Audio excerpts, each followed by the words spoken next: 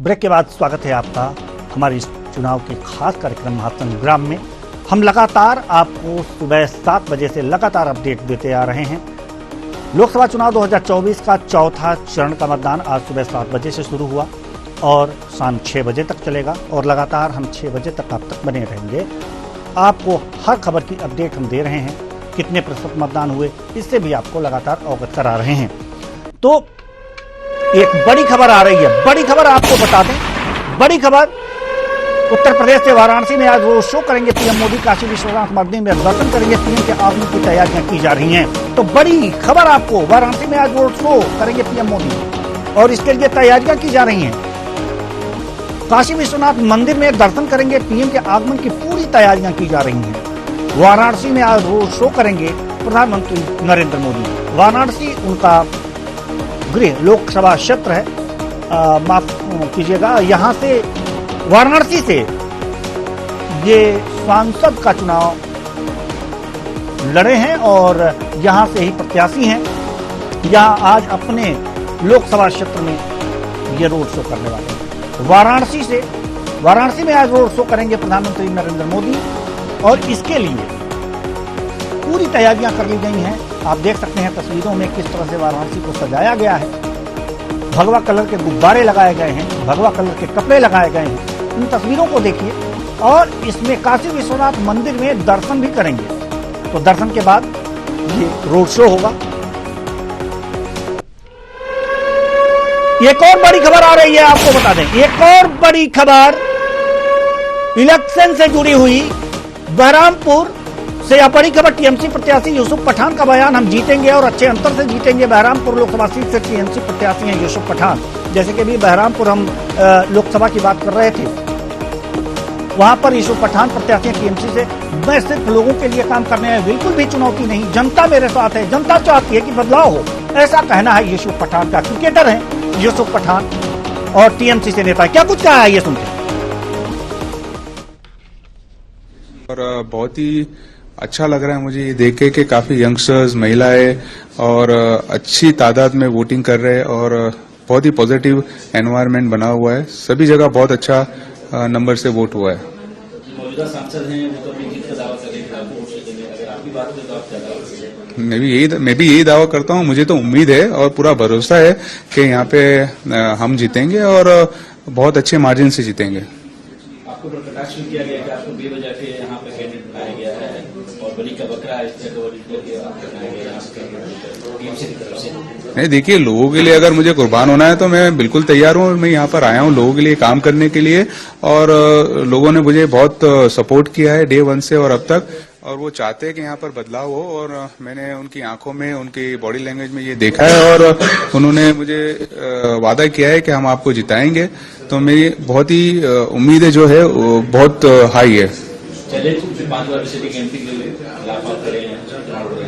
नहीं, बिल्कुल भी चैलेंज नहीं है, क्योंकि यहाँ के लोग मेरे साथ है और जब लोग आपके साथ होते हैं उनको बदलाव चाहिए होता है। और मैं यहाँ पर आया हूँ यहाँ के लोगों के लिए काम करने के लिए, तो मैं बहुत कॉन्फिडेंट हूँ उस चीज के लिए। तो ये थे बहरामपुर से टीएमसी प्रत्याशी यूसुफ पठान, क्रिकेटर हैं और ये चुनाव मैदान में हैं।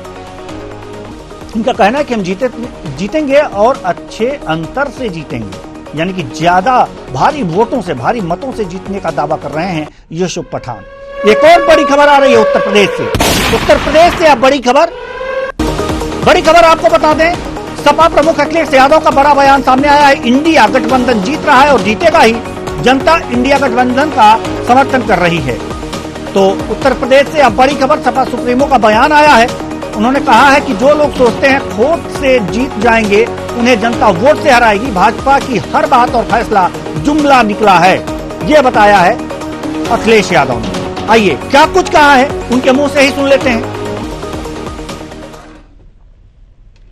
इंडिया अलायंस जीत रहा है और इंडिया अलायंस जीतेगा।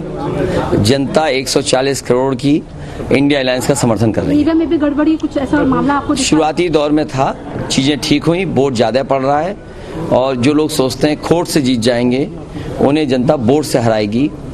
बीजेपी के लोगों का जो काम रहा है 10 साल का, उसमें जनता को धोखा मिला है उनकी हर बात और हर फैसला जुमला निकला उनका। पीएम ये भी कह रहे कि इंडिया अलायंस को वोट मत देना, बर्बाद है वोट आपका।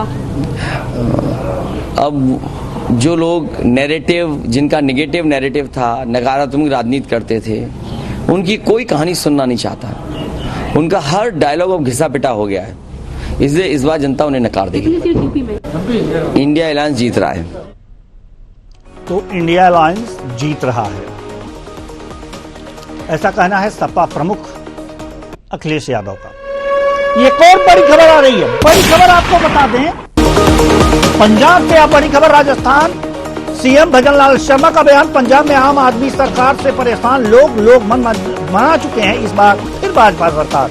तो पंजाब से बड़ी खबर आपको बता रहे, राजस्थान सीएम भजनलाल शर्मा का बयान आया है। पंजाब में आम आदमी पार्टी की सरकार से लोग परेशान है, ऐसा कहना है भजनलाल शर्मा का कि अब फिर लोग पंजाब में आम आदमी पार्टी सरकार से लोग परेशान हैं, ऐसा भजनलाल शर्मा का कहना है। क्या कुछ कह रहे हैं, आइए सुनते हैं। देखिए, पंजाब के अंदर लोग, आम आदमी सरकार से लोग परेशान हैं। लोग यहाँ परेशान हैं, इसलिए लोगों का मन बन चुका है कि वो भारतीय जनता पार्टी की सरकार बनाना चाहते हैं। मुझे विश्वास है पंजाब के अंदर देखिए पंजाब। तो ये थे भजनलाल शर्मा, जिनका कहना है कि पंजाब की जनता आम आदमी पार्टी की सरकार से परेशान है और फिर भाजपा की सरकार लाना चाहती है। एक और बड़ी खबर आ रही है महाराष्ट्र से एक बड़ी खबर।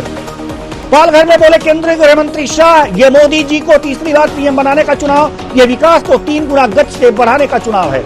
तो पालघर में, महाराष्ट्र के पालघर में केंद्रीय मंत्री शाह ने जो बयान दिया है, क्या बोले, दुनिया में तीसरे नंबर की अर्थव्यवस्था बनाने का चुनाव है, देश में 3 करोड़ लखपति दीदी बनाने का चुनाव है, इंडिया अलायंस का ये कहीं काम सिर्फ गाली देना।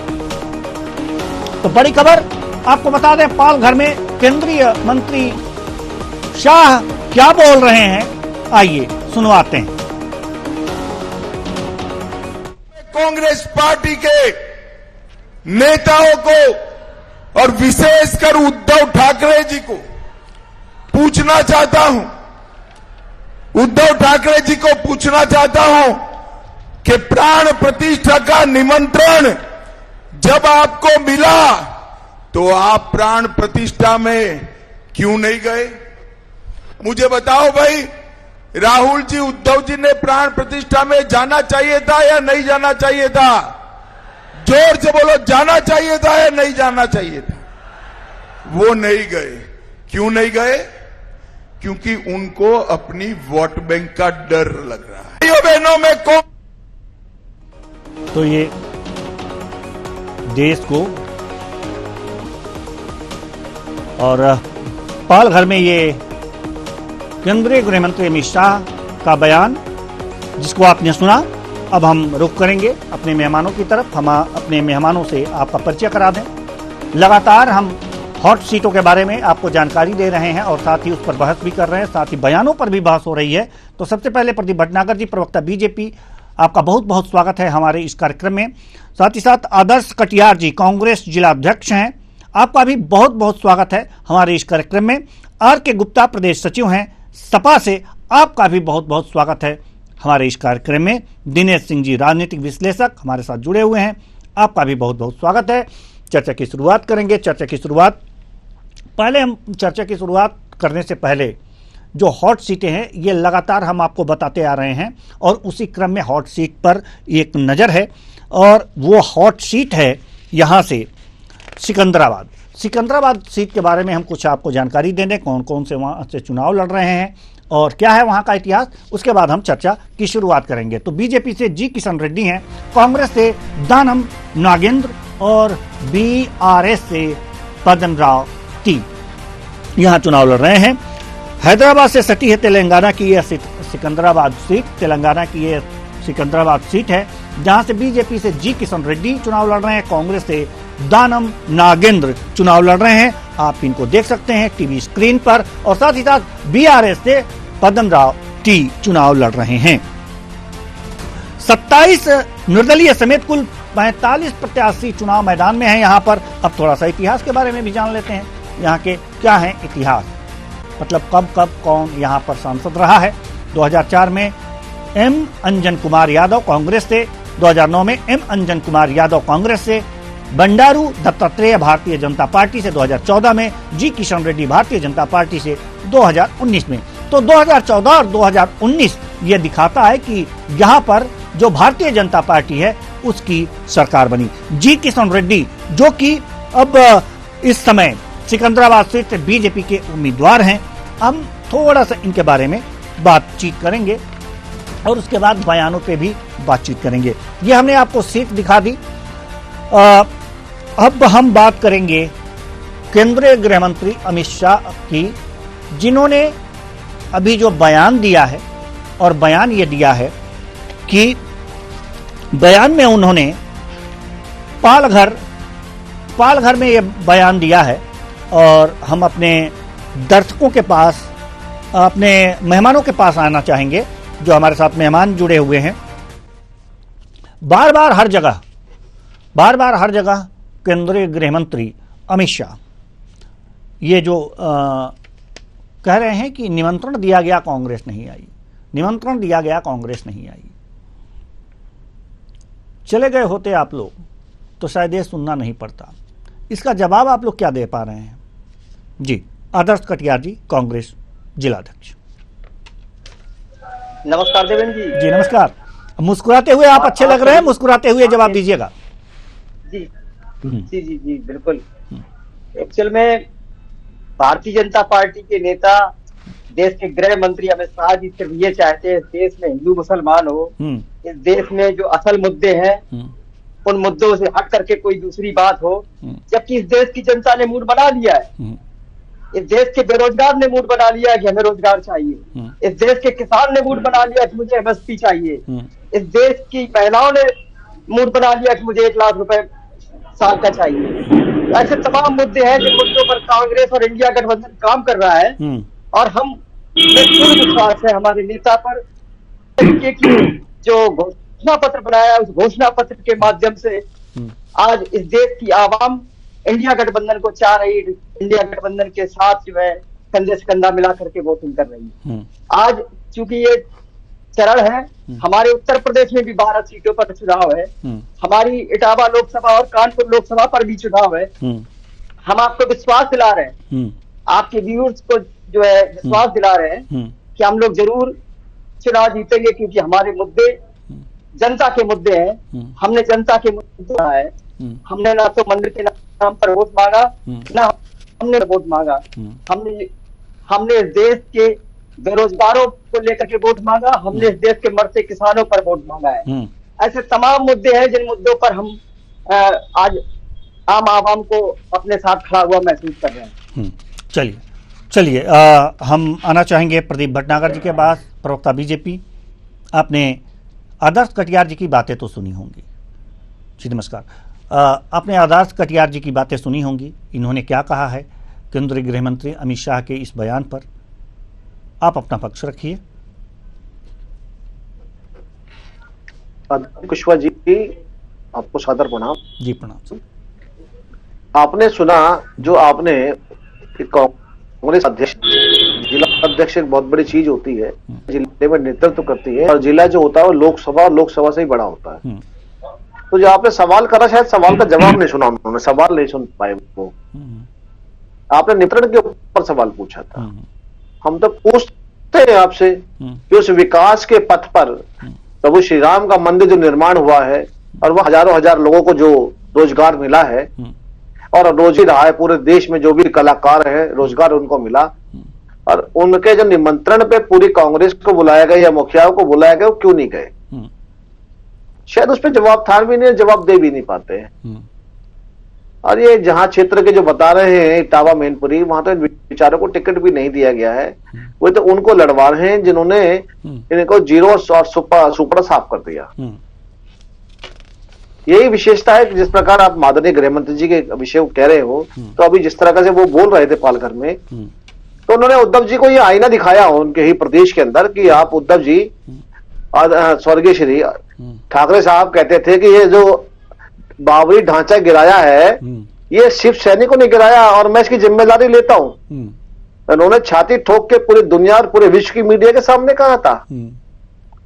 और मगर उनके पुत्र जो हैं आज शर्मा रहे हैं, आज बेचारे घूंघट में हैं, आज केवल चूड़ी की बारी है पहनने की उनके। तो ये चीज समझने वाला जी जो शेर की दहाड़ रखते थे, आज क्या है ठाकरे जी के, उद्धव जी के औकात, ये वही बाला साहब ठाकरे हैं कि आवाज मुंबई से आती थी और आवाज हवा पाकिस्तान की निकल जाती थी। मगर एक राजनीति के लालच में इन्होंने स्वर्गीय श्री बाला साहब ठाकरे की इज्जत पूरे महाराष्ट्र में जो थी वो धूमिल कर दी, एक केवल और एक केवल मुख्यमंत्री के लिए, जिन्होंने एक उद्देश्य बनाया था कि हम पार्टी खत्म कर देंगे, मगर कांग्रेस कभी विलीन नहीं होंगे, कभी समर्थन नहीं देंगे। मगर उनके बेटे ने जिस महाराष्ट्र का हाल बेहाल करा है जनता ने देखा है। ये विकास की बात कर रहे थे। मैं थोड़ा सा, देखिए हर डिबेट में ना क्या है, कांग्रेस पे विषय यही है, हम विकास की बात करते हैं, हम एक समान नागरिकता की बात करते हैं, हम करते हैं अपने भाइयों की बात करते हैं, मगर ये क्या बात करते हैं, ये कहते हैं जी कानून व्यवस्था इनके, देखिए सबसे ज्यादा कानून व्यवस्था का राज है भारतवर्ष के अंदर है। ये रोजगार की बात करते हैं, अरे मेरे भाई अगर आप पे कोई मॉडल हो रोजगार का, राजस्थान में आपकी सरकार रही तो बताइए कि राजस्थान मॉडल है, हम रोजगार देने में। हम झारखंड में 3.5 लाख पद खाली पड़े, 5 साल सरकार को होने जा रहे, चुनाव हो रहे हैं, बताइए कि हमने वहां 3.5 लाखों को रोजगार नहीं दिया, हाथी ठोक के बताइए।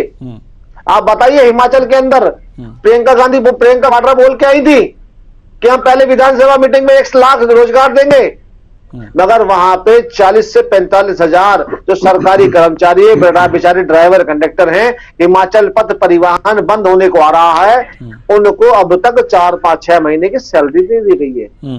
अभी तक जो नुकसान हुआ था, जो केंद्र सरकार ने हिमाचल सरकार को धनराशि भेजी थी वहां के विकास के लिए, वहां जो नुकसान हुआ था उसके लिए, अब तक ऐसे बड़े बड़े जिले हैं जो अब तक पुल से अब तक घर दिल्ली से जोड़ी नहीं गए, राजधानी की तरफ शहर की तरफ जोड़ी नहीं गए। तो ये समझने वाली चीजें हैं, जहां सेब की फसल उगी पड़ी है, तैयार है, मगर ट्रक जाने के लिए अब तक पुल नहीं बनाया पाए, इस विकास के पथ के बारे में नहीं बताते। इंडिया अलायंस ने इंडिया अलायंस को जिता दिया जनता ने, पता नहीं कहां से जादूगर आदमी है, कान में आवाज आती रहती है, समझ में नहीं आता। चलिए जादू हम पूछ लेते हैं, थ्योरिकल बातें करते, ठीक है, यही जादू हम पूछ लेते हैं। इंडी गठबंधन में तो सपा भी हैं और आर.के. गुप्ता प्रदेश सचिव सपा से हमारे साथ जुड़े हुए हैं, तो कहाँ से ये जादू सीख लिए हैं भाई कि इंडिया गठबंधन? जी नमस्कार। जी नमस्कार जी बताना चाहेंगे, अभी बीजेपी प्रवक्ता को सुन रहे थे, इनके पास सिर्फ एक ही झुंझुना है धर्म का, ना ये बात करते हैं महंगाई पर, ना भ्रष्टाचार पर, ना गुंडागर्दी पर, ना बेरोजगारी पर। इनका बस 2 ही मुद्दे हैं, पाकिस्तान और भगवान श्री राम तो आस्था का विषय है, वो सभी के आराध्य हम सभी के, और ये तो सिर्फ एक धर्म के व्यापारी हैं, धर्म के कुशल व्यापारी हैं। इनके पास और कोई मुद्दा ही नहीं है, मुद्दा विहीन हो चुके हैं अब ये, और जनता ने इन्हें पूरी तरह नकार दिया है। आज तो उत्तर प्रदेश में वोटिंग हो रही है, हमारे राष्ट्रीय अध्यक्ष माननीय अखिलेश यादव जी कन्नौज से लड़ रहे हैं, वहां पर स्थिति यह है कि सरेआम भारतीय जनता पार्टी गुंडागर्दी करके बूथ कैप्चरिंग कर रही है, और ये लगभग 13 सीटों के लगभग उत्तर प्रदेश में सभी जगह यही स्थिति है।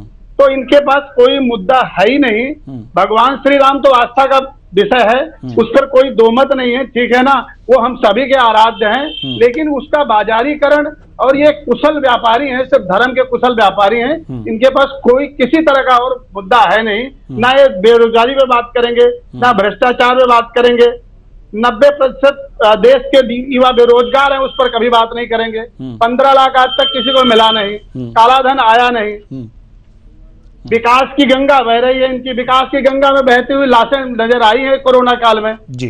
तो यही है इनका साहब विकास, जनता देख रही, जनता ने तो इनको पूरी तरह नकार दिया है, अब इनके पास कोई मुद्दा है नहीं।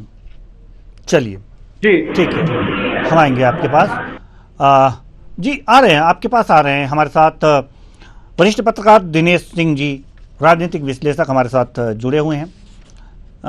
दिनेश सिंह जी, हम आपके पास आना चाहते हैं। सवाल यहाँ पर यह है कि अमित शाह को आज जो भी 5वें चरण के मतदान के लिए जो चुनाव प्रचार हो रहे हैं, उसमें अमित शाह जहाँ भी जा रहे हैं वहाँ पर एक बात विशेष रूप से कह रहे हैं, विशेष रूप से फोकस कर रहे हैं, और वो बात ये है कि कांग्रेस ने या फिर ठाकरे ने, अगर जो महाराष्ट्र की बात करें तो वहाँ पर दोनों पर निशाना साधा है कि निमंत्रण मिलने के बाद भी वहाँ नहीं गए, अयोध्या नहीं गए, राम मंदिर में नहीं गए। कहने के पीछे का कारण क्या है 5वें चरण में? क्या ये राम का ही मुद्दा 5वें चरण में ये बनेगा, महत्वपूर्ण होगा? जी कुशवाहा जी, आप सभी को मेरा नमस्कार। देखिए, जब जैसे कि बातचीत जब चली है तो देखिए थोड़ा सा ये देखिए निवेदन एक और करना चाहूंगे। जैसे अभी थोड़ा समय वोटिंग और बचा है और इस बार पिछले 3 चरणों से वोटिंग में थोड़ा सुधार भी नजर आ रहा है हमें। तो देखिए निवेदन मेरा ये है कि जैसे कि जो लोग वोट करके नहीं आ पाए, जहां जहां वोटिंग चली, तो कृपा करके वोट पे आप जरूर देखें। नहीं तो आप ना तो सपा पे, ना बसपा पे, ना कांग्रेस पे, ना भाजपा पे किसी प्रश्न चिन्ह लगाने का अधिकार आपको कुछ नहीं होगा। तो सिर्फ सबसे पहले कि आप जाके पहले वोट जाके निवृत्त हो इन चीजों से, उसका किसी प्रश्न चिन्ह लगा कुछ, तभी आपका अधिकार बन पाएगा और तभी जाकर आप लोकतंत्र के एक प्रहरी साबित हो पाएंगे। अब जैसे आपने अमित शाह जो है इनके बयान की बातचीत की, तो देखिए ऐसा है कि हर किसी पार्टी का अपना देखिए अलग अलग एजेंडा है। तो भाजपा के देखिए जैसे अपने तरीके से राम, नाम और काम, तो तीनों चीजों पे लेके चल रहे हैं। तो नाम की बात जैसे अगर बात करें तो इंडिया गठबंधन में तो उनके पास में एक तरह से इस चीज में कहीं ना कहीं लैग बैंड या पिछड़ते नजर आते हैं कि प्रधानमंत्री का चेहरा जो है उनके पास उस तरीके नजर नहीं आया। और उसमें एक जैसे कि मैं यहाँ पर जैसे कि तमाम पार्टी जैसे और अन्य पार्टियां उनके जैसे भाजपा के बैठे और अन्य पार्टी जो उनके प्रवक्ता बैठे हैं, तो कृपा करके अन्यथा ना लें। लेकिन ये जनता के बीच में नेगेटिव आपका नैरेटिव गया कि जब जैसे पूछा कि आपके यहाँ से प्रधानमंत्री कौन होंगे, तो ये बताया गया कि जैसे हम लोग किसी को बना सकते हैं, वो दिक्कत कुछ नहीं है, हम लोग जैसे रोटेशनल तौर पे 1 साल के तौर पे कर लेंगे। तो वो चीज कहीं ना कहीं नेगेटिव गई भाई। उससे बढ़िया तो ये करते कि जैसे मल्लिकार्जुन खड़गे उनका नाम प्रस्तावित कर देते हैं। जैसे राहुल गांधी के नाम पे रोज तक कुछ लोगों को आपत्ति होती है, लेकिन खड़गे जी के नाम पे मुझे लगता नहीं कि बहुत ज्यादा लोग जो है उसमें असहमत होते हैं या और कुछ होते हैं। जैसे आपने जैसे कि एक बहुत मतलब महत्वपूर्ण एक व्यक्ति थे जिसको खो दिया, जैसे कि नीतीश कुमार थे। तो नीतीश कुमार जो थे, मतलब मैं थोड़ा पीछे जाना चाहूंगा आपके लिए से कुछ आगे। तो देखिए नीतीश कुमार जी एक सीमेंटिंग फैक्टर थे और बहुत मजबूत नेता थे और पूरा गठबंधन को बनाने में उन्हीं कहा था, लेकिन उनको जब तवज्जो नहीं मिली तो उनको छोड़ना पड़ा। मतलब गठबंधन को छोड़ के फिर भाजपा में शामिल हुए। वो चीज थी। अब जैसे देखिए जैसे कि अमित शाह जो है उसी को अगर नाम लेके बोलते तो उसमें देखिए कहीं ना कहीं जैसे बातचीत आई कि बार बार जैसे लालू जी की तरफ से या कहीं और लोगों के जैसे तुष्टिकरण की बातचीत बोले कुछ बोले कि मुस्लिम जो है या और जो किसी को कुछ है तो उनको धर्म के आधार पे जो है आरक्षण दे दिया जाए। तो लेकिन एक ही ये सोचने की बात है कि धर्म के आधार पर सिर्फ मुस्लिम है उनको आरक्षण देने की बात, ठीक है, हमें कोई दिक्कत नहीं है, जिसको मर्जी दें, आपकी सरकार है। और कर्नाटक में 4% दिया भी गया और केरल में मेरे ख्याल से उस तरीके से कुछ किया गया है। लेकिन देखिए जब जैसे कि चीजें अगर हैं, जैसे कि इकोनॉमिकल आधार पर दिया जाए, गरीब मुस्लिम है उसको दिया जाए, कोई दिक्कत नहीं, गरीब क्रिश्चियन है उसको दिया जाए, गरीब हिंदू भी बेचारे बहुत हैं उनको दिया जाए, तो सबके सम्मिलित तरीके से बात करें तब देखिए नीचे तक मुद्दा जाएगा। नहीं तो अन्यथा चाहे आप पॉजिटिव बात कर रहे होंगे, लेकिन ये मुद्दा इस तरीके से उछल गया और सारा टाइम मतलब जो टर्म था उनका, जैसे कि मतलब मान के चल किसी भी जैसे पार्टी का, और यह सारा जो टाइम था उसमें व्यर्थ हो गया कि अपने तरीके से उनको सफाई देनी पड़ेगी कि भाई हमने ये नहीं बोला कि हम सिर्फ मुस्लिम्स के लिए तुष्टिकरण कर रहे हैं, हम लोग सभी के लिए काम कर रहे हैं। तो एक तरह से पूरे तरीके से ये बोल के चले कि देखा जाए तो मतलब कोई मतलब मैं इसे परहेज नहीं करना चाहूंगा इस चीज से कि एक तरह से जो सिलेबस एनडीए गठबंधन ने और भाजपा ने दिया, तो विपक्ष जो है पूरी तरीके से इंडिया गठबंधन उसी पे काम करता नजर आया, अपने तरीके से अपने मुद्दों को उस तरीके से पूरे तरीके से नीचे से आपने अभी मतलब जैसे बताया कि ठीक है कि पालघर में जो बयान दिया तो वो ठीक है, उसका अपना अलग तरीके से बना, अलग तरीके से इन्होंने जैसे किसी गारंटी को लेके बात बोली, कुछ उस तरीके से चीजें नजर नहीं आ पा रही होते। तो अपने मुद्दे जो है उस तरीके से सटीक तरीके से लेके जाए तब देखिए फर्क पड़ेगा। और दूसरा देखिए राम के नाम पे जैसे बात करें तो इनके जैसे कांग्रेस के जो खुद जैसे कई प्रवक्ता थे वो छोड़ के भाजपा में शामिल हुए, तो उसका एक बहुत बड़ा उछाल हुआ। दूसरा जैसे कि एक मैं नाम लेके बताता हूँ, जैसे छत्तीसगढ़ से पड़ोस के आपके राज्य से छत्तीसगढ़ से राधिका खेरा जो उन्होंने बोला कि मैं राम मंदिर गई थी, उस पर जाने मुझे बहुत प्रताड़ित किया गया। तो इस तरह की चीजें कहीं ना कहीं देखिए आप कंटेन कर लें अपनी पार्टी में, जैसे जो भी मतलब दल है अपने तरीके से सिर्फ हमारे की तुष्टिकरण या संतुष्टिकरण जो है उसको छोड़ करके और अपने तरीके से कि सिंपल एक बयान सभी साझा एक मंच पे खड़े होकर बोलते हैं कि हम लोग आकर के हिंदुस्तान के जो सिटीजन है उनके लिए काम करेंगे, किसी और चीज के लिए नहीं करेंगे। अब जैसे एक नेता बयान देते हैं कि भाई पाकिस्तान से डरना चाहिए, क्योंकि पाकिस्तानी इज्जत करनी चाहिए क्योंकि उनके पास एटम बम है। तो इस तरह की चीजें कहीं ना कहीं ये संभलित चीजें होकर के बाद में सारा समय जो है वो इंडिया गठबंधन का कुटबाजी मान के चलेंगे। मैं सभी संभलित चीजें बता रहा हूँ और कोई इसमें बुरा भला मानने की कृपा ना माने, मतलब मेरा अपना आकलन है। हो सकता है किसी चीज में कुछ आपको लगे कुछ दिक्कत परेशानी कुछ हो तो आपके अपने मत है, तो मैं अपने इंडिपेंडेंट करके बता रहा हूँ कि ठीक है उसमें चीजें अगर आप मुद्दे लेके नीचे तक उतारते हैं तो बेहतर रहता है। लेकिन ज्यादातर जो समय इंडिया गठबंधन का सिर्फ इस चीज में बीत गया कि सिर्फ इंडिया मतलब जो एनडीए जो दल थे तो उनकी तरफ से दिए हुए नैरेटिव और सिलेबस पे सिर्फ काम करते रहेगा और इसके अंदर चीजें नजर नहीं आती। ना ज्यादा रैली ना सभा जो है इन दोनों में इकट्ठे सम्मिलित होकर की तो उससे भी कहीं ना कहीं नेगेटिव मैसेज किया। जी बिल्कुल बिल्कुल। प्रदीप भटनागर जी कुछ कहना चाह रहे थे आप, जल्दी से अपनी बात रखिए क्योंकि दूसरी सीट के बारे में भी हमें जल्दी से बताना है, समय बहुत कम है। देखिए हाँ देखिए मैं समझ रहा था कि प्रदेश के सचिव आए हुए हैं समाजवादी पार्टी के, बहुत बड़ा ओहदा है और इतने बड़े उत्तर प्रदेश के 25 करोड़ के नेतृत्व करने वाले बैठे। मैं सोचता था कि अच्छी विकास की बातें बताएंगे, कुछ कहेंगे, मगर इनको सबसे पहले 15 लाख रुपए चाहिए।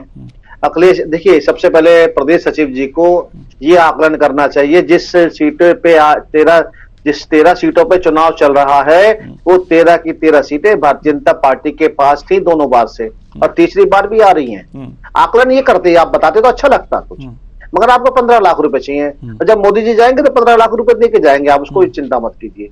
अगर आप बताते कि देखिए कि हमने अपने सरकार के अंदर हमने 2 करोड़ लोगों को फ्री बिजली दी, मगर कहां बता रहे हैं कि बेचारे यही बताना चाह रहे होंगे कि भाई उन तारों पे कपड़ा सूखता था मगर बिजली आती है, गरीबों को बिजली मिलती है। अभी बेरोजगारी की बात कर रहे थे, मैंने अभी बेरोजगारी पे बोला, अभी कई राज्यों के बारे में बताया, मगर प्रदेश सचिव हैं 25 करोड़ का नेतृत्व कर रहे हैं, हो सकता है शायद झारखंड पे कुछ बोलते, मैंने तो 3.5 लाख खाली भी सरकारी बताए। राहुल गांधी 30 लाख बच्चों को तो नौकरी देना चाहते हैं मगर अपने राज्यों के बताते देखिए कि हमने हिमाचल में इतनी नौकरियां दी, हमने वादे करे थे और हम केंद्र में आएंगे तो देंगे। देखिए हमने झारखंड में हमारी सरकार थी, हमने इतनों को नौकरी दी, हम आगे देंगे। इस तरह उदाहरण दीजिए ना, मगर आप लोगों पे है नहीं। मुझ पे उदाहरण बहुत सारे हैं, हजारों हजार हैं, मैं पूरी डिबेट को खा जाऊंगा अगर बोलना शुरू करूंगा तो। जी नहीं मगर मैं जिले के जिला अध्यक्ष और प्रदेश सचिव बैठे हैं, बहुत बड़े पद है सर, मैं तो इनके आगे कुछ भी नहीं हूँ। बिल्कुल कुछ कहना भी चाह रहे हैं, आप भी सुन लीजिए। जी अर्के गुप्ता जी। भटनागर साहब को सुन रहे थे, भटनागर साहब ये कह रहे हैं डिबेट को खा जाएंगे। अरे साहब आप तो पूरा देश खा गए, देश को आपने नहीं छोड़ा, देश इस काबिल रहा नहीं, ठीक है। देश में बहुत ज्यादा महंगाई और भ्रष्टाचार है। आप महंगाई उत्तर प्रदेश को किसने खाया सचिव साहब, उत्तर प्रदेश को किसने खाया ये तो आपको पता है, ये तो पता है कि कितने मुख्यमंत्री उत्तर प्रदेश के थे, ये भी आपको पता है।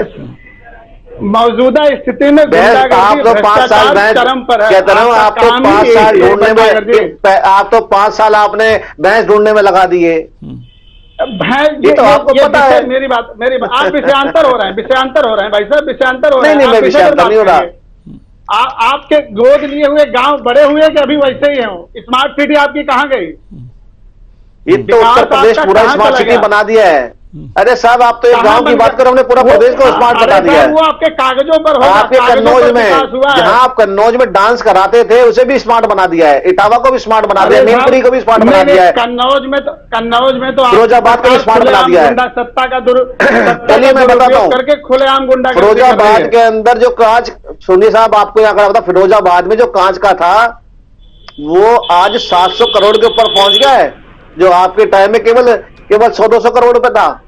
आज विदेश के अंदर भी चूड़ियां जाती वहां से और वहां पे नई फैक्ट्रियां लग गई हैं, ये भी मेक इन इंडिया के तहत लगी है। सुनिए तो, और स्किल इंडिया के तहत लगी है, यही बता दूं आपको मैं। कहीं दूर दूर तक कोई विकास नहीं, एक कागजी विकास की बात कर रहे हैं। वर्तमान में कहीं विकास दिख नहीं रहा है उत्तर प्रदेश में। मैं अगर झूठ बोलूं, मैं अपनी जीभ को इस हॉरर न्यूज के सामने जीभ को चाकू से काट के चढ़ा दूंगा अगर झूठ बोलूं तो। मगर आप बता दीजिए कि आप मुजफ्फरनगर में फैक्ट्री लगा के आए थे अपने टाइम में? हमारे मुजफ्फरनगर में फैक्ट्री लगा के आए थे दंगों की। नोटबंदी अगर गलत हुई तो हम जहां जिस चौराहे पर बताना आप मुजफ्फरनगर में, नोटबंदी से क्या है? मुजफ्फरनगर में नोटबंदी से क्या हासिल हुआ बता पाएंगे? बताने का कष्ट करेंगे। नोटबंदी से क्या लाभ हुआ देश को बताएंगे? ये पूरे देश को पता है कि आपकी पार्टी जीरो हो गई, जो 2 नंबर का पैसा था वो धरा का धरा रह गया। जनता ने जो आप काला धन चुनाव में यूज करना चाहते थे वो खत्म हो गया। चलिए रुक करते हैं। बहन जी जीरो हो गई, कहता हूँ बहन जी जीरो हो गई। माननीय प्रधानमंत्री जी को जाना आपके पड़ेगा। अखिलेश यादव जी को सीबीआई का नोटिस है, कब जा रहे पेश होने? चलिए ठीक है, चलिए ठीक है, चलिए ठीक है। सीबीआई का लोकसभा नोटिस सीट के बारे में बात कर है। लें, हम अगली लोकसभा सीट के बारे में बात कर लें अपने जी। सिंह भूमि, ये लोकसभा सीट सिंहभूम, झारखंड की सिंहभूम लोकसभा सीट। पूर्व मुख्यमंत्री मधु कोंडा की प्रतिष्ठा दांव पर लगी हुई है। यहां पर भाजपा ने उनकी पत्नी गीता कोंडा को अपना प्रत्याशी बनाया है। झारखंड मुक्ति मोर्चा के ओबा माझी और बसपा से परदेसी लाल मुंडा को यहां पर उतारा गया है। बसपा से परदेसी लाल मुंडा और भाजपा ने गीता कोंडा को अपना प्रत्याशी बनाया है। मधु कोंडा पूर्व मुख्यमंत्री मधु कोंडा की पत्नी है, इनकी प्रतिष्ठा दांव पर लगी हुई है। बसपा से परदेसी लाल मुंडा यहां पर चुनाव लड़ रहे हैं। अब यहां के इतिहास के बारे में बता दिया जाए। परदेसी लाल मुंडा यहां से चुनाव लड़ रही हैं। बसपा से कुल निर्दलीय समेत कुल 15 प्रत्याशी हैं। बागुन तुम ब्रुई कांग्रेस से 2004 में जीती। मधुकोंडा निर्दलीय 2009 में। लक्ष्मण गिलुआ भारतीय जनता पार्टी से 2014 में। गीता कोंडा भारतीय राष्ट्रीय कांग्रेस से गीता कोंडा यहां पर जीती हैं। लेकिन वही गीता कोंडा आज भाजपा से चुनाव मैदान में सिंहभूमि से। तो चलिए अब अपने मेहमानों की तरफ हम रुख करेंगे और सवाल तो देखिए, सपा हमारे साथ हैं और कांग्रेस के प्रवक्ता हमारे साथ नहीं हैं, लेकिन फिर भी हम सपा से संबंधित ही सवाल करेंगे, क्योंकि अभी जो उत्तर प्रदेश में सपा प्रमुख अखिलेश यादव का जो बड़ा बयान सामने आया, उसमें उन्होंने कहा कि इंडिया गठबंधन जीत रहा है और जीतेगा, और साथ ही साथ उन्होंने ये भी कहा कि जनता इंडिया गठबंधन का समर्थन कर रही है। जो लोग सोचते हैं खोट से जीत जाएंगे, जनता उन्हें वोट से हराएगी। ये खोट और वोट, ये खोट समझाने का प्रयास कीजिए कि ये कौन सा खोट है जिससे कि लोग जीतने का प्रयास कर रहे थे, उन्हें जनता वोट से हराएगी। जी गुप्ता जी, आर के गुप्ता साहब।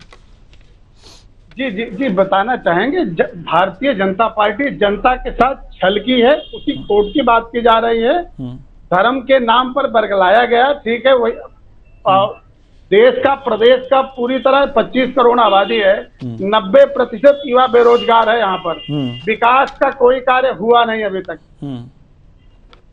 तो जनता ने पूरी तरह मन बना लिया है। चौथे चरण में ये पूरी तरह साबित हो गया है कि हमारे माननीय प्रधानमंत्री जी झोला लेके अब जाना तय है उनका।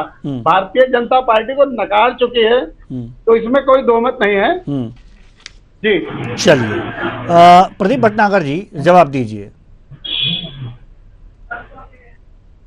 फिर कहा था मैंने कि प्रदेश के सचिव कुछ अपने बारे में बताएंगे कि देखिए हम तो ये छोड़ के गए थे, इन्होंने ये हाल कर दिया। मगर अफसोस की बात है कि आ रहे हैं, रोज सुनते हैं, हर बार सुनते हैं, और कांग्रेस भागना अभी सभी वाले भी चले जाएंगे। देखिए सबसे बड़ी चीज है, मैंने अभी बिजली के ऊपर बोला, जवाब नहीं आया। मैंने विकास पे बोला, जवाब नहीं आया। मैंने भी आपके सवाल का जवाब दिया कि आया प्रभु श्री राम के द्वार का बुलाने का, आप गए नहीं। मगर अखिलेश जी अपने प्रेस कॉन्फ्रेंस हैं, जब राम जी बुलाएंगे तब जाएंगे। भैया राम जी तो एक ही बार बुलाते हैं, जब उम्र आदमी की पूरी हो जाती है तो समय पूरा हो जाता है। बड़ी विचित्र बात कह दी है आप गुप्ता जी। जी हम भटनागर जी से एक सवाल पूछना, एक चीज पूछना चाहेंगे भटनागर जी से।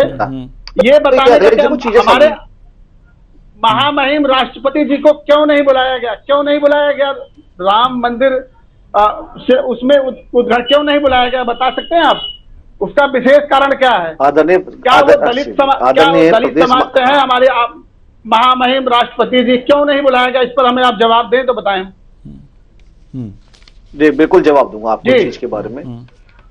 आदरणीय प्रदेश सचिव जी, तो पहले तो मैं शायद आपको राजनीतिक आदमी, आपको पता होना चाहिए कि ये किसी पार्टी ने इसका कार्यक्रम नहीं करा। एक तो इसका कार्यक्रम करा, एक उसकी जो कमेटी जो सुप्रीम कोर्ट ने बनाई थी, सर्वोच्च न्यायालय ने, वो कार्यक्रम उन्होंने करा, उन्होंने निमंत्रण दिया। और जो आप कह रहे हैं ना महामहिम को, जी महामहिम को भी दिया, महामहिम नहीं आई, और मगर महामहिम उसके बाद गई और आपने क्या कहा था, स्टेटमेंट दी थी कि हम इसको धुलवाएंगे पूरे मंदिर को जब हमारे पास होगा तो ये। और आपने जब महामहिम राष्ट्रपति बनी थी तो आपकी क्या क्या स्टेटमेंट थी, थोड़ा उसे भी याद कीजिए कि आपकी जो स्टेटमेंट थी, आपने महिलाओं के विषय में क्या बोला था, शायद मैंने नहीं बोलूं। चरित्र को देख समाजवादी पार्टी को क्या है, अगर चार चरित्र में अगर समाजवादी पार्टी अगर मुस्लिम, अभी आपने मुस्लिम हिंदू मुस्लिम की बात करी, मैंने नहीं बोला था, मगर आपकी बात का जवाब देना अत्यंत आवश्यक है, क्योंकि आप प्रदेश के सचिव हैं, 25 करोड़ लोगों पर राजनीति करना चाहते हैं, तो उसका जवाब देना चाहिए, क्योंकि मैं तो आपके आगे कुछ भी नहीं हूं।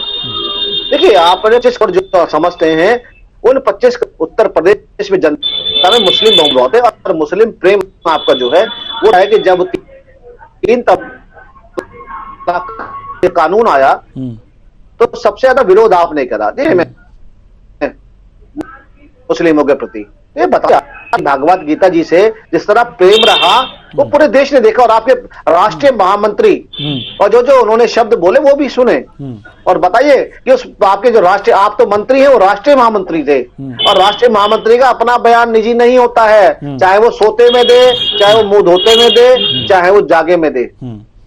तो देश तोड़ने का काम किसने किया, प्रदेश को बर्बाद करने का किसने काम किया, बता दीजिए। दूसरा टर्म चल रहा है उत्तर प्रदेश से भारतीय जनता पार्टी का, बताइए दंगे कितने हो गए।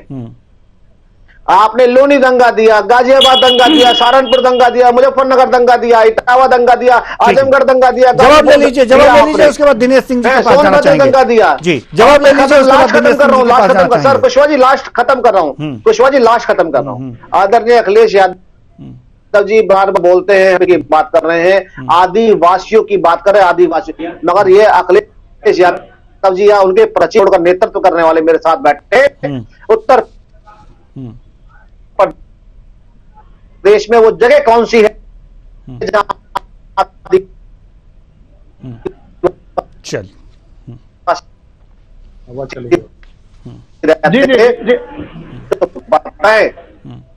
और पूरा देश सुने।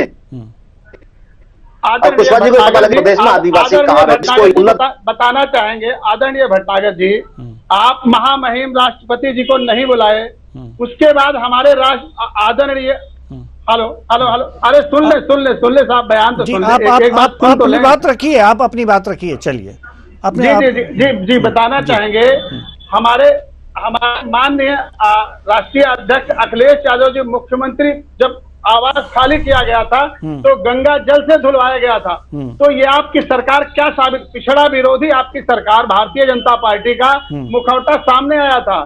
हमारे राष्ट्रीय अध्यक्ष जी जब आवास खाली करवाया गया था तो गंगा जल से धुलवाया गया था।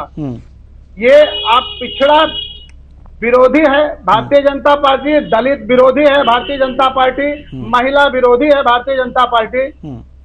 इस पर आप हमें बताएं, 2 शब्द बताएं हमें, 2 शब्दों में या 10 शब्दों में बताएं हम।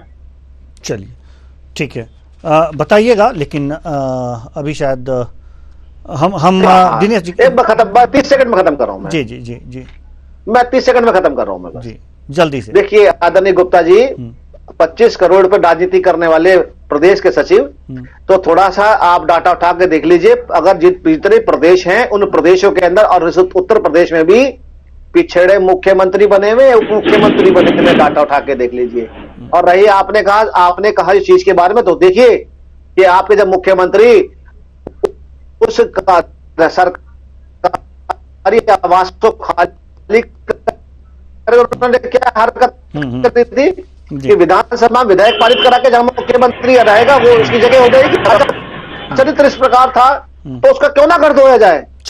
चलिए ठीक है, दिनेश सिंह जी हम आपके पास आ रहे हैं, और ये जल्दी से हम चाहेंगे कि आप इस बात से पर्दा उठाएं कि जो लोग सोचते हैं खोट से जीत जाएंगे, जनता उन्हें वोट से हराएगी। वोट और खोट की बात, बड़ी ही गूढ़ बातें अखिलेश जी ने कही हैं, हम आपसे उसका रहस्य जानना चाहते हैं, उस गूढ़ का रहस्य। जी। देखिए ऐसा है कि मैं ये बताना चाहूंगा, जैसे खुशबू की नगरी कन्नौज है, तो पिछली बार जैसे कि जो इनकी धर्मपत्नी थी तो वो सफल नहीं हो पाई थी। तो इस बार देखिए पूरी तरीके से, आप जैसे पिछली बार हो सकता है कि ओवर कॉन्फिडेंस होंगे, उनको लगा कि इनकी जेल की सीट है और अपने आप मतलब कि घर बैठे बैठे कर दी जाए, तो उस तरह से उस टाइम मुझे लगता है प्रयास नहीं किए गए। और सुब्रत पाठक जो है उनको हल्के में लिया गया। लेकिन देखिए सुब्रत पाठक अपने आप में एक कद्दावर नाम है, डिम्पल जी बहुत बड़ा नाम थी। और जैसे अभी प्रदेश में मतलब मान के चल मतलब जैसे कि सपा है, तो सपा की सुप्रीमो जो है वो उसी कन्नौज सीट से जैसे लड़ रहे हैं। तो अपने तरीके से देखिए अभी अगर हल्के में अगर दोबारा फिर अगर उसकी को लेंगे तो दोबारा कहीं ना कहीं लूज पर कर देंगे चीजों को लेकर। तो कहीं ना कहीं देखिए आकलन पूरा हर चीज का पूरा तसल्ली से पूरा एक एक चीज को करके करना पड़ेगा। और मुद्दों को लेके अगेन जैसे मैं बता रहा हूँ कि मुद्दों को लेके पूरी एक एक चीज को सटीक तरीके से लेके जाना पड़ेगा। और देखिए नहाने धोने की बातें जो है वो करने की बजाय सिर्फ अगर सटीक मुद्दों की बात अगर किया तो बेहतर रहता है। क्योंकि जैसे किसी भी चीज को अगर लेके जाए तो सटीक तरीके से लेके अगर बात पेश की जाए तो उतना ठीक ठाक रहता है कुशवाहा जी। और दूसरी जैसे कि जैसे गूढ़ रहस्य वाले से बातचीत बताई, तो देखिए अपने तरीके से कि जैसे अगर जैसे किसी व्यक्ति को लगता है कि अपने तरीके से मैं कहीं ना कहीं सफल नहीं हो पा रहा हूँ, तब इस तरह की चीजें कहीं होती है। चुनाव के समय कहीं ना कहीं देखिए आरोप प्रत्यारोप और ये सब चीजें चलती रहती है अपने तरीके से। और हर पार्टी के विपक्ष में जैसे कि भाजपा सबसे लंबे समय विपक्ष रही है, लेकिन विपक्ष में रहते हुए जैसे अभी तक याद आता है कि सिलेंडर उठा के घूमते हुए या जैसे कि लाठी डंडे खाते हुए और बातों में रही है अपने तरीके से, उस तरह का जो जील है, उस तरह का जो एक्टिवनेस है वो विपक्षी दलों में नजर नहीं आया। तो उस तरह का आप अगर करें तो आपको ये सब आरोप लगाने की जरूरत पड़ेगी नहीं। ऐसे जो ईवीएम जैसे कि आप अगर देखिए आप जहां जीत जाते हैं, विपक्षी दल जहां जीत जाते हैं, कांग्रेस हो गई, सपा होगी, बसपा होगी, जहां पर जीतते हैं तो वहां पर तो ईवीएम बेवफा नहीं होती है।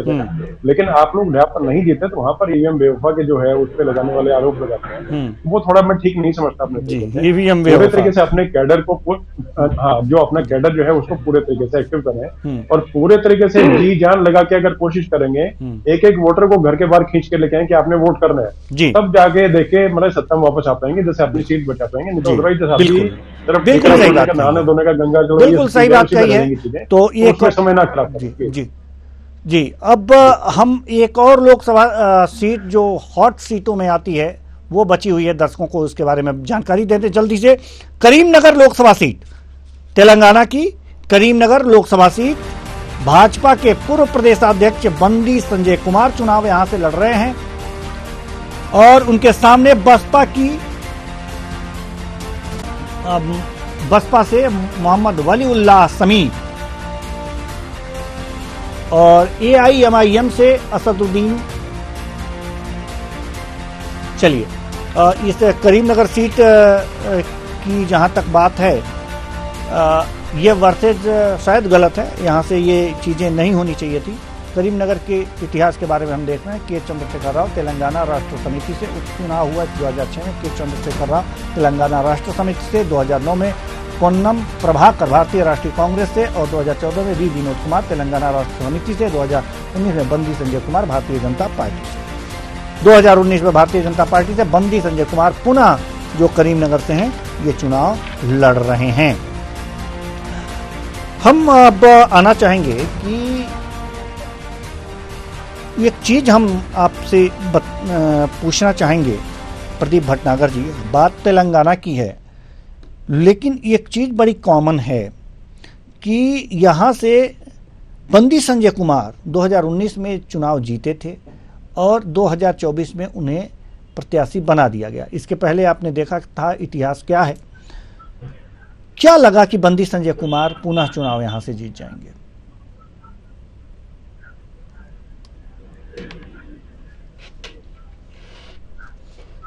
देखिए बंदी वो प्रदेश के अध्यक्ष भी रहे और उन्होंने चुनाव का भी नेतृत्व करा, नगर निगम चुनाव का नेतृत्व करा और बहुत अच्छा नेतृत्व करा। और फिर चाहिए तो मैं बताना चाहता हूँ कि भाई कभी ओवैसी जी को परिवार हिंदू मुस्लिम बोलता है, कभी उनको तो ज्ञान जो आपके महाराष्ट्र के जो विधायक है, क्या नाम उनका, शायद आजम खान नाम है उनका, वो हमेशा हिंदू मुस्लिम करते हैं। कभी उनको भी दीजिए, हमें तो आप हिंदू मुस्लिम का ज्ञान देते हैं। हम तो CA NRC की बात करते हैं, देश की एकता की अखंडता की बात करते हैं। ठीक तो ठीक है, आपकी आवाज कट के आ रही है, इसलिए हम जाना चाहेंगे गुप्ता जी के पास। जी जी भटनागर साहब, आपकी आवाज कट के आ रही है, हमारे दर्शकों तक प्रॉपर वे में नहीं पहुंच पा रही है। तो आर.के. गुप्ता जी के पास हम आना चाहेंगे। आर.के. गुप्ता जी, इंडी गठबंधन दक्षिण में क्या कुछ कर पाएगा, क्या टारगेट है इंडी गठबंधन का, जरा हमें जल्दी से बता दीजिए क्योंकि बिल्कुल भी समय नहीं है। के पास अब एक ही विकल्प है। भारतीय जनता पार्टी को देश ने देख लिया, देश कहां पर खड़ा हो गया। अब देश के पास एक ही विकल्प है, महंगाई, भ्रष्टाचार और बेरोजगारी से छुटकारा पाने के लिए। तो देश अब पूरी तरह विश्वास कर रहा है गठबंधन पर, इंडिया गठबंधन पर। और इंडिया गठबंधन ये तय है हर हाल में आएगा।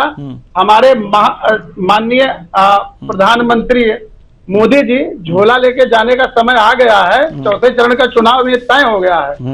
अब शेष 3 चरण बचे हैं, तो भारतीय जनता पार्टी को ये पता हो चुका है कि उनका जाना तय है। अब इसमें कोई दो मत नहीं है। चलिए ठीक है, हम आपके पास आएंगे, लेकिन दिनेश सिंह जी हम आपके पास आना चाहते हैं। जल्दी से बता दीजिएगा क्योंकि समय बहुत कम है कि वास्तव में आर.के. गुप्ता जी ने जो बातें कही हैं, क्या ऐसा आभास लग रहा है? आप तो राजनीतिक विश्लेषक हैं, तमाम विश्लेषण करते हैं, उत्तर से लेकर दक्षिण, पूरब से लेकर पश्चिम, सारी सीटों पर आपने अध्ययन किया है। जल्दी से सर। जी। देखिए कुछ बात ऐसा मतलब गुप्ता जी अपने आप में बहुत अच्छे व्यक्ति हैं, अपने पक्ष को बहुत बढ़िया तरीके से रखा। लेकिन मैं कुछ चीजों से इत्तेफाक देखिए नहीं रखता कि उस तरीके से मुद्दे जो है उस प्रकार से विपक्ष जो है मतलब कि इनकी पार्टी के साथ में कांग्रेस और अन्य दल जो है, तो इंडिया गठबंधन के तमाम जो दल हैं उस तरीके से सक्रियता अपनी नहीं दिखा पाए। साउथ, नॉर्थ, ईस्ट, वेस्ट सब जगह पे, जैसे अगर कश्मीर की बात करें वहां से लेकर साउथ तक की अगर बात करें तो सभी जगह पे एकजुटता जो है देखने को मिल रहा है। अगर ये सम्मिलित होकर इकट्ठे होकर अगर लड़ते हैं तब देखिए स्थिति कुछ और होती, कुछ भिन्न होती है। लेकिन अभी तक के हिसाब से जो स्थिति मुझे नजर आती है तो उस तरीके से जो अपनी जेल और अपनी एक्टिवनेस है, उस तरीके से जो कम इनकी रही है वो कहीं ना कहीं इनको खामियाजा उसको भुगतना पड़ेगा। ईवीएम पे ठीकरा फोड़े, ईवीएम को बेवकूफ बोले, कुछ बोले, लेकिन अगेन 4 तारीख को नतीजे सामने आपके सामने अगर हमारे सामने होंगे। लेकिन अभी के हिसाब से अगले जो 3 चरण है उनमें अपनी सक्रियता दिखा के और एकजुट होके और अगर मिलने का काम करें तो मतलब बहुत बढ़िया रहेगा। अदरवाइज जैसे जो स्थिति अभी की जो चल रही है, अभी के हिसाब से कहीं भी स्थिति जो है पॉजिटिव डायरेक्शन में ज्यादा नजर आती नहीं आ रही। ये कुछ और जी, तो ये तो आपका पूरा विश्लेषण रहा, लेकिन अब जी प्रदीप भटनागर जी कुछ कहना चाह रहे हैं। जी जल्दी से कहिए, बिल्कुल समय नहीं है। जी कुशवाहा जी, मेरी आवाज आ रही है? जी बिल्कुल आ रही है, जल्दी से। देखिए कुशवाहा जी, ये चुनाव है, देश का चुनाव है। ये जो आज शोषित, पिछड़ा और आदिवासियों के पीछे छुप कर, जिन पे विकास का मॉडल या प्रदेशों का मॉडल नहीं है, वो आज उन गरीबों के पीछे छुप के वोट मांग रहे हैं। और वो गरीब जो अब गरीब नहीं है, जिन्होंने अब 1 करोड़ उससे 3 करोड़ महिलाएं अब हमारी करोड़पति बन जाएंगी, वो इन्हें बताएगी वोट की चोट पे कि क्या कौन शोषित और कौन क्या है। किसका इन्होंने पिछड़ा बोल के देश को पिछाड़ा है। चलिए ठीक है, अब बिल्कुल भी हमारे पास समय नहीं है, नहीं तो इस चर्चा को और आगे बढ़ाते। बहुत बहुत धन्यवाद सभी मेहमानों का, आप आए और अपने अपने विचार साझा किए। तो महासंग्राम आज सुबह से ही न्यूज़ आवर पर यह कार्यक्रम सुबह 7 बजे से ही शुरू था और शाम 6 बजे तक मैंने आपको बताया था कि लगातार ये कार्यक्रम चलता रहेगा। लेकिन ऐसा ना समझें कि अब खबरों की अपडेट नहीं मिलेगी। बुलेटिन के माध्यम से और ब्रेकिंग के माध्यम से आपको लगातार रात तक चुनाव की खबरों का अपडेट आपको मिलता रहेगा। अब मुझे दीजिए इजाजत, नमस्कार।